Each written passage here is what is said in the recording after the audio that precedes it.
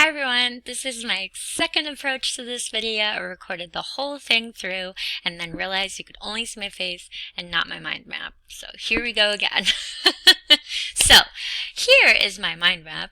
I decided to take the approach of a professional learning environment of elementary teachers, specifically in a number talks training that I'm using a live example that I've been through. So first off is community practice. So as we know, community practice is a group of people who share a common concern and interest, come together because they want to improve their approach. So all of us elementary teachers were in a nice positive setting with a trainer who is professionally trained in the number talks approach. He was able to guide us and supply us with really useful positive information, and we were freely able to brainstorm, discuss, and learn from each other's strategies. If you're not familiar with a number talk, it's really a way for students to learn that there are multiple different ways that you can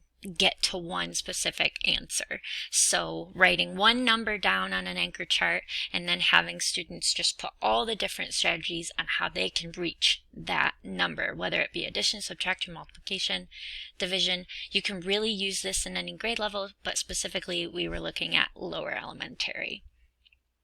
So above all, the main practice approach is just we needed to know that there's not one specific answer and that students need to be aware of this as well. That's the whole point in number talks. So next, content perspective. We were all given a manual to follow and utilize to help guide us when learning how to go through a number talk. I was in student teaching at the time. I was participating in number talks in the classroom, but it was great for me to see how it really properly should be put into your classroom because this was very new to me and new to the district. This was the first year they were implementing it. So we were given very supportive information by our guide, very supportive critiques from him and each other. We displayed anchor charts around the classroom. We actually participated in scenarios. Everyone was able to see a number talk actually take place and then see the different strategies. Now we had to put ourselves in our students' shoes and think of strategies that they would implement. Of course, we tossed a little fancy ones in there as well. But this was a great way to see the different learning styles and teaching approaches.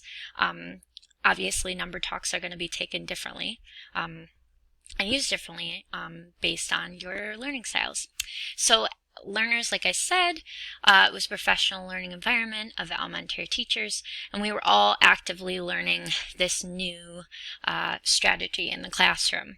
We were all able to use our prior knowledge as well as our students. That's what we want our students to be able to do, is tap into what they already know.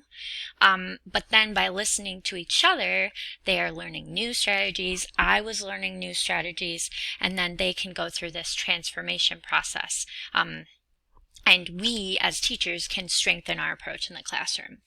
As far as learning objects go, we were provided with manuals, like I said, and notebooks to keep track of various strategies that we wanted to introduce into our classrooms. But YouTube also has a plethora of videos on number talks. So this is a great resource to use to see teacher approaches and student reactions and to learn different ways that you can implement this into your classroom. And then as far as assessment goes, during our training, the trainer recorded us and he held a critique circle where he would really pay attention to the way to our wording, to our explanations, making sure that we were detailed when explaining and modeling. But this was a really positive experience, one of my favorite trainings I have thus been, included in, and really hoping that you will consider using number talks in your classroom or get to know more about it. So thank you. Bye.